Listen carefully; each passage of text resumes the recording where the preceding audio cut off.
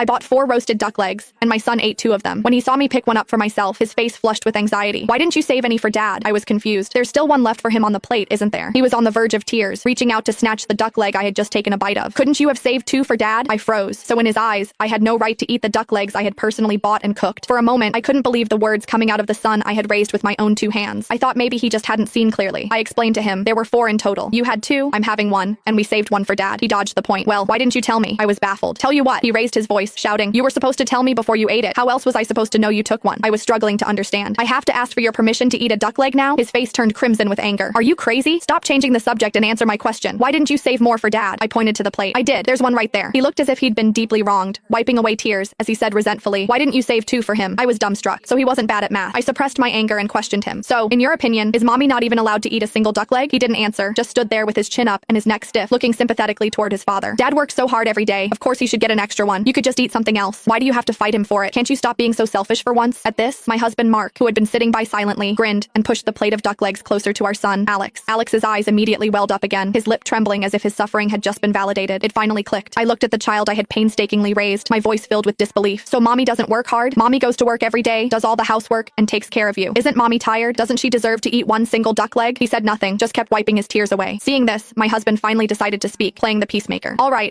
why are you arguing with a child? He's so young. What does he know? He's just fooling around with you. I stared silently at the dishes on the table. Every day after work, I'd rush to the market, always picking the freshest, most expensive ingredients, terrified that anything less would affect my son's health. Then I'd race back home to get dinner on the table before he returned from school, just so he wouldn't have to wait hungry. Every morning, a neatly folded set of clean clothes was waiting for him by his bed. The house was always spotless, a result of me fighting off sleep every night to clean. The snacks, the fruit, the household supplies, they never ran out, and he never once wondered where they came from. He was used to it, so he never saw it. He only saw his father leaving early and coming home late from work. A knot of pain tightened in my chest. I couldn't help but ask him, Mommy is very tired and works very hard too. He pushed the plate back toward his father, his tone dismissive. You barely make any money. How hard can your job be? Dad is the pillar of this family. He's the one who works the hardest. My eyes locked onto my husband, Mark. He looked away guiltily, forcing a laugh. Anna, don't take it out on the kid. His job was a cushy, low-stress position, and his salary was significantly lower than mine. But he'd always said that a father needed to maintain a strong, positive image to encourage his son to become a responsible, upstanding man. So, he lied to Alex about his income, inflating his own while drastically downplaying mine. I thought it was for our child's benefit, so I never said anything. I never imagined that in my son's eyes, his father was the sole provider, and I was just a pathetic freeloader who didn't even deserve a duck leg. The thought made my anger boil over. I swept my arm across the table, sending dishes crashing to the floor. Then nobody eats, Mark gasped. Anna, are you insane? I laughed coldly.